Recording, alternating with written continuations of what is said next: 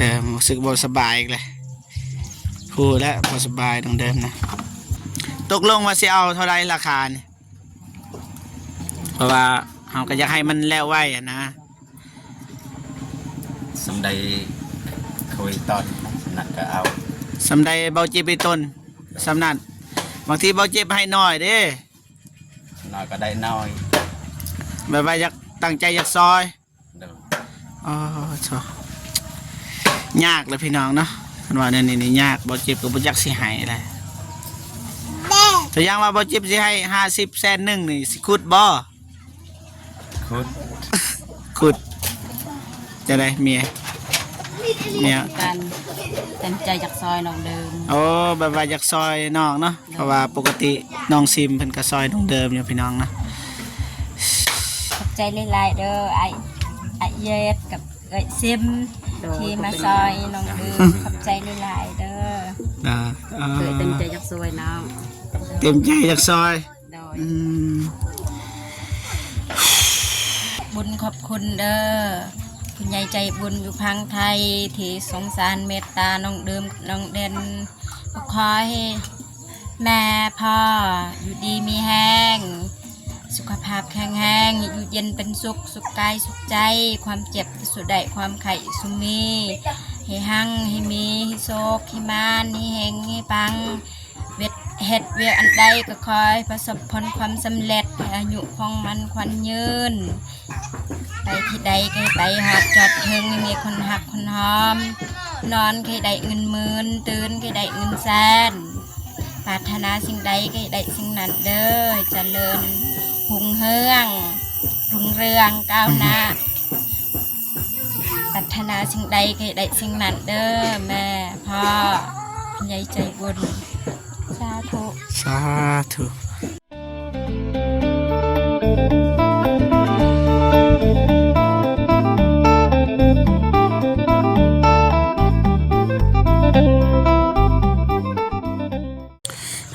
กับทักทายสบายดีและสวัสดีเด้อพ่อแม่พี่น้องเบิดสู่คู่สู่คนเนาะทางในลาวและก็ต่างประเทศเนาะก็ยินดีต้อนรับเข้าสู่ซองเบาเจ็บคือเก่าพี่น้องเนาะตอนนี้ก็ปรึกษาเรื่องห้องน้ำกับน้องเดิมพี่น้องนะแต่สิหาคนแบบว่าสิมาขุดคุมเนาะเสร็จห้องน้ำพี่น้องนะเป็นอย่างไรไปติดตามรับชมไปทำกันเลยพี่น้องนะตอนนี้ก็ให้น้องเดิมพาไปหาก่อนพี่น้องว่าเป็นไพ่เพราะว่าน้องเดิมเพิ่นหาเป็นทีมห้อยพี่น้องนะว่าผู้นี้สิขุดพี่น้องเนาะแต่ว่าตอนนี้เบาเจ็บบริษัทไม้กันสั่นแล้วพี่น้องไฟเบิดพี่น้องนะโอเคไปพี่น้องเนาะไปหาน้องเดิมกันเลยว่าน้องเดิมหาผู้ใดนะเมาเจ็บกับบ่ท่านมั่นใจว่าแม่นผู้ใดกันแท้พี่น้องเนาะว่ามาขุดคุมเนาะสบายดีไอ้เจ็บสบายดีเด้อพ่อแม่พี่น้องผู้ใหญ่ใจบุญทุกท่านสบายดีFC พังไทยพังลาวต่างประเทศดูอยู่ในบ้านก็สบายดีเบิดหมู่สุขคนเด้อสบายดียินดีตอนหับซองเบาเจ็บซะแนวได้แล้วบ่ที่ไอเว้าได้แล้วผู้ใดล่ะผัวเอ้ยซิมโดยมีแต่ว่าเฮาก็ไปหาอายเพิ่นหรือว่าน้องนั่นแหละบ่มั่นใจไปโอเคพร้อมแล้วบ่พร้อมไป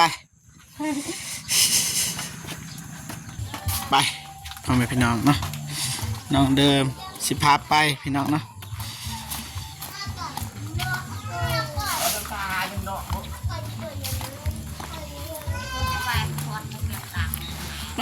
ผ่อนเลยเนาะบริษัทไม่กันสั้นพี่น้องเนาะไป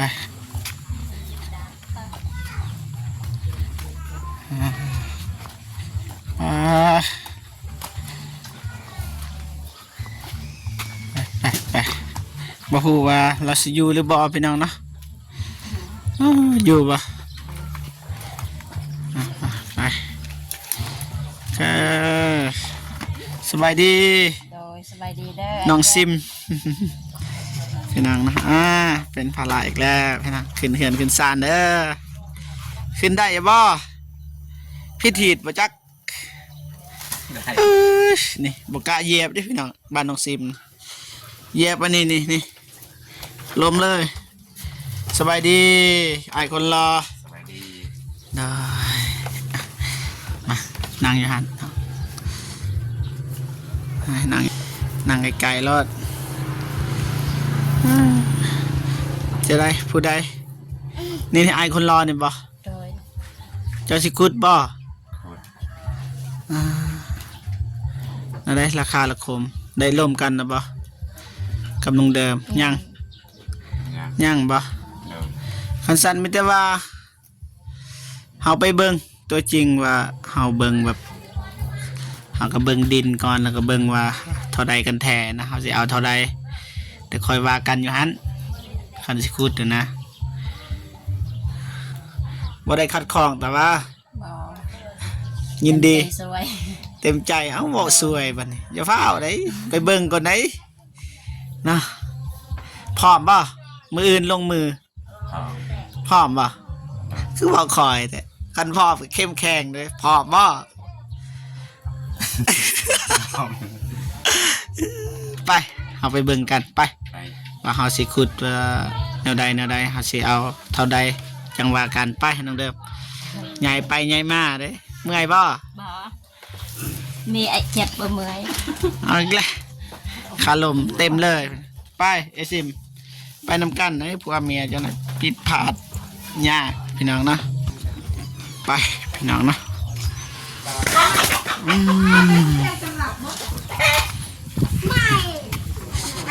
รู้สึกว่าคุดยากเขตนี่พี่น้องเนาะนี่มีแติหินพี่น้องอัดเถอะ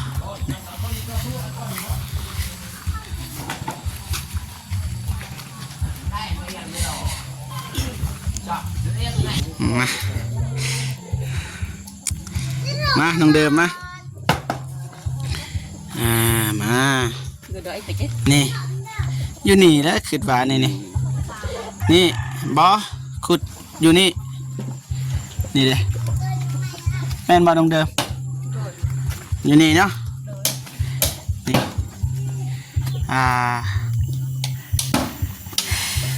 ใหญ่เท่าไรนะอยากได้ใหญ่ปะ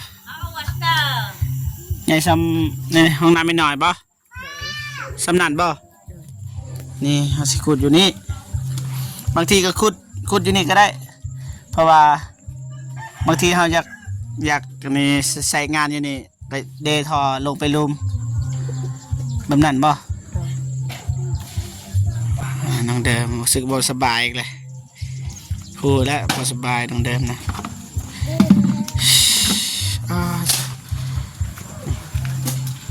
ตัวอย่างว่าขันขุดบนนี้เขาสิท้ายบนนี้แล้วก็เดทอใส่ขันบนนี้ก็ทายอยู่นี่ก็ทอมานี่นะน้องนะเลือกเท่าไร 2 เม็ดก็ได้ 2 เม็ด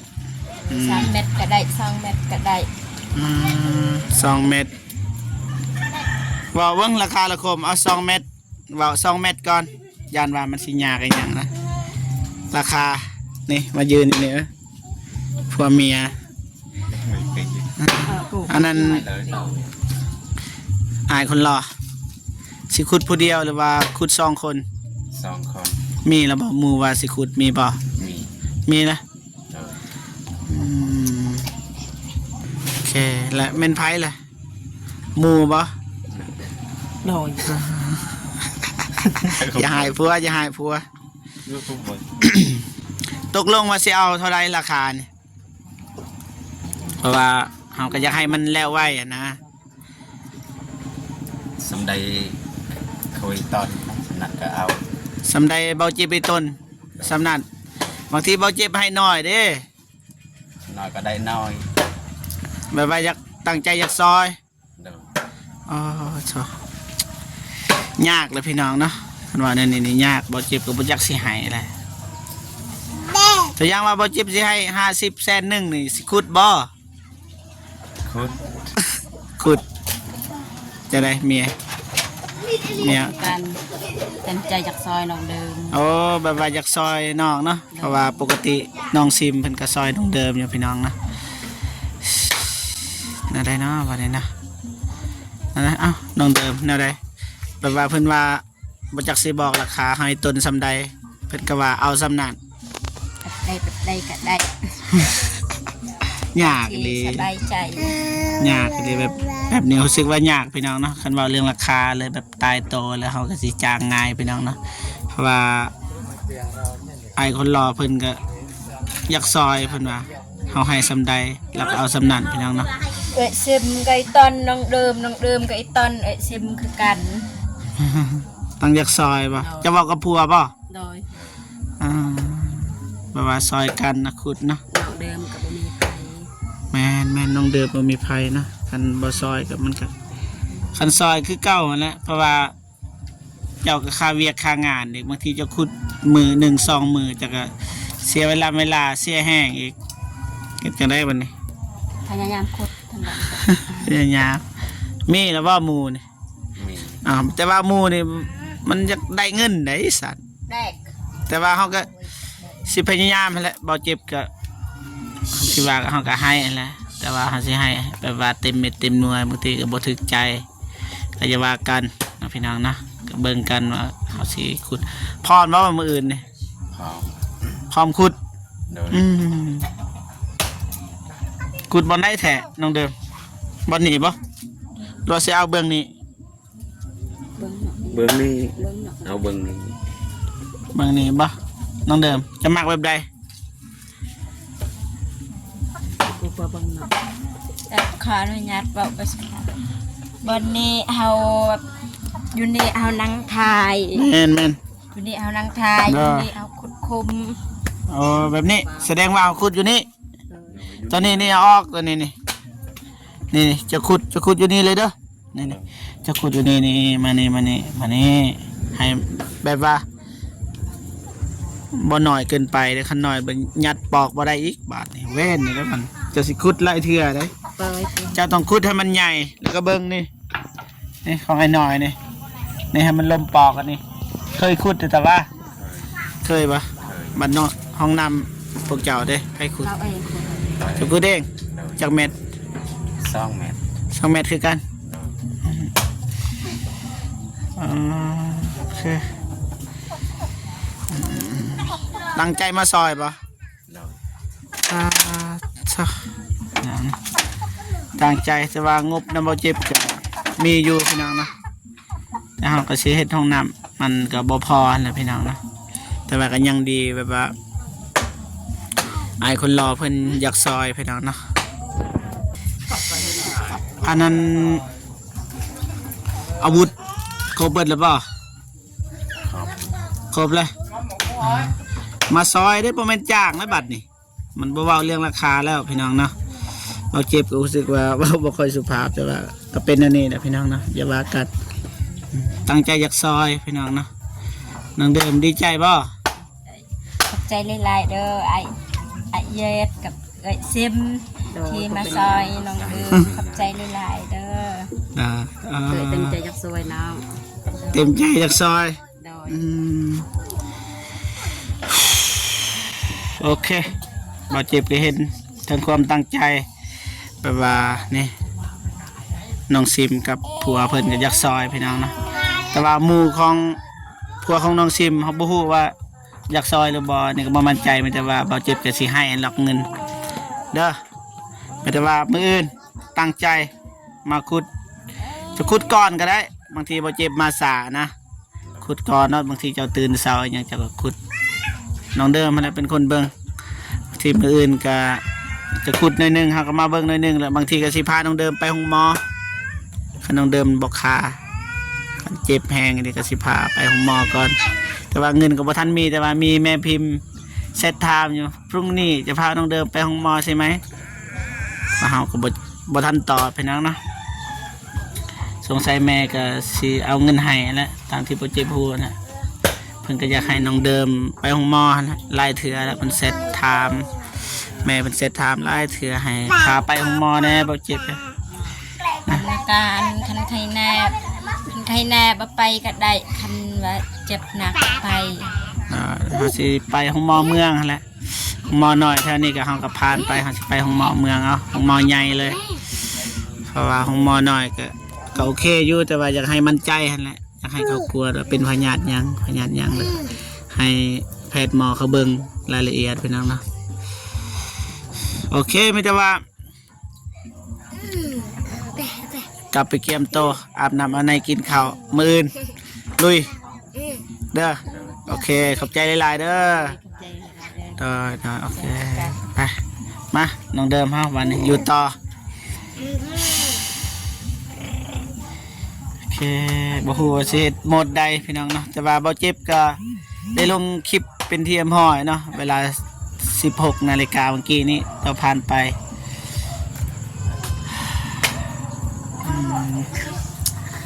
ดีใจบ่ ดีใจ ได้เฮือนกันยังสิได้ห้องน้ำอีกคิดว่าสิได้ห้องน้ำเพราะว่าเขาได้เฮือนเขาก็ดีใจแล้วเป็นว่าแต่ว่าตอนนี้เพราะว่าน้ำเบาเจ็บมีงบนะพี่น้องเนาะเพราะว่าเบาเจ็บก็ได้ปรึกษาทีมงานเขาเมื่อวานไอ้อนงเบาตูนเบาโก้เขาปรึกษากันแล้วว่าเขาสิสร้างบ้านให้น้องซาลีสำเร็จก่อนเบาจึงสิไปเฮ็ดแต่ว่าเบาหนึ่งเพิ่นก็แนะนำมาเพราะว่าทางนั้นจะมีคนเบิ่งลายแล้วก็เลยให้เบาเจ็บมาซอยน้องเดิมเนี่ยเพราะว่าน้องเดิมมาจากใส่ห้องน้ำอันแรกคือว่าก็เลยแบ่งไอ้นุ่งก็เลยว่าเอ้าเบาเจ็บจะไปทางนี้ก็ได้บ่เป็นหยังดอกเพราะว่าทางใดเฮาก็ได้ซอยคนคือกันนั่นแหละ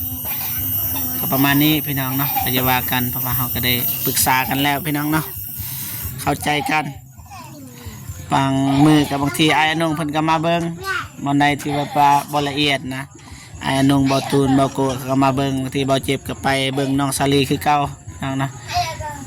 แบบว่าไปมาแบบนั้นพี่น้องเนาะเพราะว่า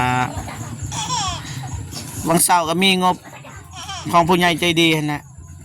เพิ่นโอนเงินมาให้บ่ฮู้ว่าเท่าใดแต่มื้ออื่นก็สิแจ้งน้องเดิมแล้วก็สิแจ้ง FC รับผู้เนาะแต่ว่าตอนนี้อยากให้น้องเดิมขอบอกขอบใจขอบุญขอบคุณผู้ใหญ่ใจดีจากฝั่งไทยแหละเป็นเมตตาสงสารบอกให้ซื้อปอกให้น้องเดิมพี่น้องเนาะโอเคไม่แต่ว่าน้องขอบอกขอบใจ ขอบบุญขอบคุณเด้อคุณยายใจบุญอยู่พังไทยที่สงสารเมตตาน้องเดิมน้องเด่นขอให้แม่พ่ออยู่ดีมีแห้งสุขภาพแข็งแรงอยู่เย็นเป็นสุขสุขกายสุขใจความเจ็บสุดใดความไข่สุมีให้หั่งให้มีให้โศกให้มานให้แหงให้ปังเฮ็ดเวียอันใดก็คอยประสบผลความสำเร็จให้อายุของมันควันยืนไปที่ใดก็ไปหอดจอดถึงมีคนหักคนหอมนอนก็ได้เงินหมื่นตื่นก็ได้เงินแสนปรารถนาสิ่งใดก็ได้สิ่งนั้นเด้อเจริญหุ่งเฮือง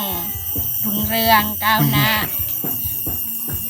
ปรารถนาสิ่งใดก็ได้สิ่งนั้นเด้อแม่พ่อคุณยายใจบุญสาธุ สาธุโอเคโอเคพี่น้องไม่ได้ว่าเบาเจ็บก็บ่มีอย่างไรเนาะก็ดีใจแทนน้องเดิมเพราะว่าสามีของน้องซิมพี่น้องเนาะเพิ่นก็มาซอยนะเพิ่นว่าอยากให้เท่าใดอยากให้เท่าใดอ้ายเพิ่นก็เอาสำนั้นพี่น้องเนาะเพิ่นก็บอกว่าตั้งใจอยากซอยพี่น้องเนาะเพราะว่าน้องซิมกับพัวกับเพิ่นก็มาซอยน้องเดิมตลอดพี่น้องเนาะอย่างไรก็ต้องขอขอบใจอ้ายเพิ่นหลายๆกับน้องซิมพี่น้องเนาะและสุดท้ายนี่ก็อยากอวยพรให้ใส่ให้แกผู้ใหญ่ใจดีที่ช่วยเหลือน้องเดิมก็ขอให้ผู้ใหญ่ใจดีจงมีแต่ความสุขสุขภาพแข็งแรงประสบผลสำเร็จในหน้าที่การงานไปที่ใดก็ขอให้ปลอดภัยนะขอให้อายุมันควรยืนอย่าเจ็บอย่าจนและขอให้ลำรวยยืนไปเด้อแม่เด้อพอเด้อเนาะเอาสาธุเอาคลิปนี้เบาเจ็บกสิกลับบ้านก่อนพี่น้องเนาะ ค่ะกินข้าวด้วยกัน บ่เป็นหยังมื้อนี้วันศิลอาญาต เดินทางปลอดภัยเด้อ เด้อ ที่ใดก็ไปฮอดจอดถึง เออ อย่าเจ็บอย่าจนนี่ล้ำๆรวยๆเด้อไอ้เจ็บ ใจลายโดนโอเคบ่เจ็บก็สิจบคลิปอยู่บนนี้เลยเนาะพบพอกันมื้ออื่นพี่น้องเนาะสำหรับคลิปนี้ขอกล่าวคำว่าสบายดีเด้อนะบ๊ายบายพี่น้องนะกลับบ้านเลยกลับแพร่ได้บัดนี้ เดินทางปลอดภัย โดยไปเกี่ยมโตพี่น้องกลับบ้าน